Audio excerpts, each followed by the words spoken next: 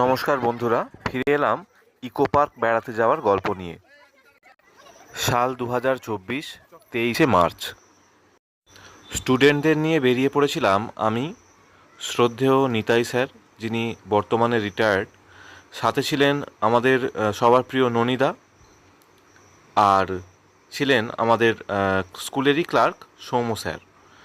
আর সাথে আরও দিদিমণিরাও ছিলেন, স্কুলের সমস্ত দিদিরা ছিলেন, দেখতেই পাচ্ছেন। এই হচ্ছে আমাদের সেই গ্রুপ ছবি। মার্চ মাসের দুপুর মানে যথেষ্ট গরম, তাই পুরো ইকো পার্কটা ঘুরে দেখা সম্ভব ছিল না, আর আমাদের সবার কাছে ছাতাও ছিল না। তাই ঠিক করা হলো যে জাপানিজ টেম্পেলটা আগে ঘুরে দেখা হবে, কারণ সেখানে অনেক বড় বড় গাছ এবং মন্দিরের ভিতরে একটা ছায়া শীতল স্থান আমরা পাবো। তো এই ভেবেই আমরা এই পথ দিয়ে যাচ্ছিলাম। সেখানে একটা রেস্টুরেন্টও আছে, আমরা রেস্টুরেন্টের পথ দিয়ে ঢুকেছিলাম। তারপরে এই কাঠের সেতু পেরিয়ে একটা গার্ডেন পেরিয়ে তারপরে আমরা এই মন্দিরের সামনে এসে পৌঁছাই। মন্দিরের মধ্যে প্রবেশ করেছিলাম এবং আমাদের সমস্ত ছাত্রছাত্রীরাও ওই দ্বিতীয় যে পথ সেখান দিয়েও অনেকে পৌঁছে এসেছিলো।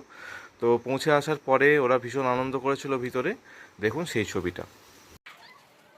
জুতো খুলে যেতে হবে ওখানে, ওদিকে যাস না, বন্ধ আছে, বেকার যাস না, এদিকে চলে আয়, ঘুরে চলে আয়।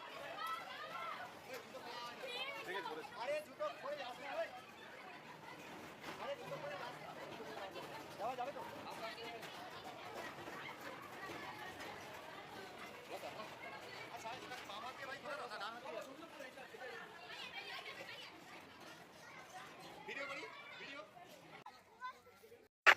সেখান থেকে বেরিয়ে অনেকগুলি চড়ার জিনিস ছিল একটি গার্ডেনের মধ্যেই, সেখানে ওরা সমস্ত জিনিসগুলো চড়ে দেখছিল।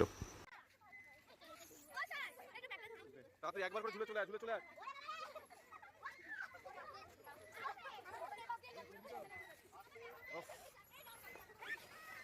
এই আর উঠবি না, যারা যারা নাম দিয়ে আর উঠবি না, না চলে আয় তাড়াতাড়ি তাড়াতাড়ি যা, ওই একবারই।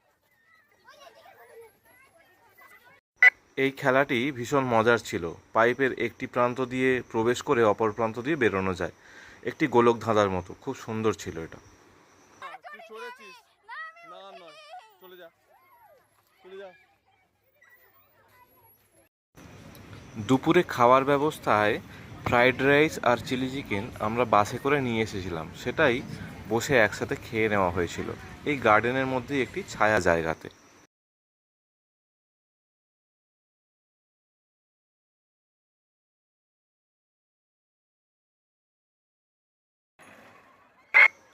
কয়েকটি গ্রুপ ছবি তোলার পরে শুরু হলো আবার খেলাধুলার পর্ব।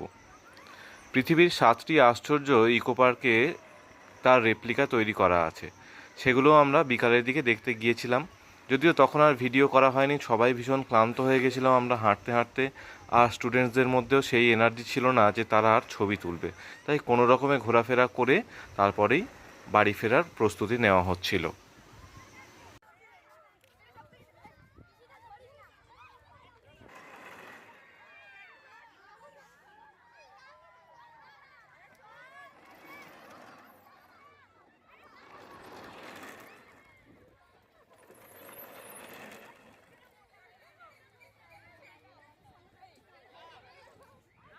এই ওটা ভেঙে যাবে, কতজনে উঠেছিস,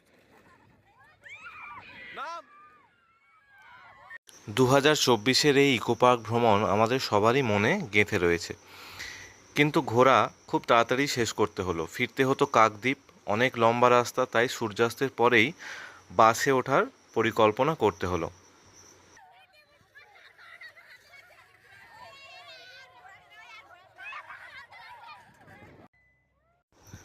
সবাইকে একজোট করে মেন গেটে ফিরে আসা হলো। সেখানে দাঁড়িয়েছিল আমাদের বাস, সেই বাসে করেই আমরা যে যার বাড়ি ফিরে এসেছিলাম। আর এভাবেই আমাদের ইকো পার্ক ট্যুরটা শেষ হয়েছিল। যারা যারা দেখলেন সকলকে অসংখ্য ধন্যবাদ। দেখা হচ্ছে পরের ব্লগে।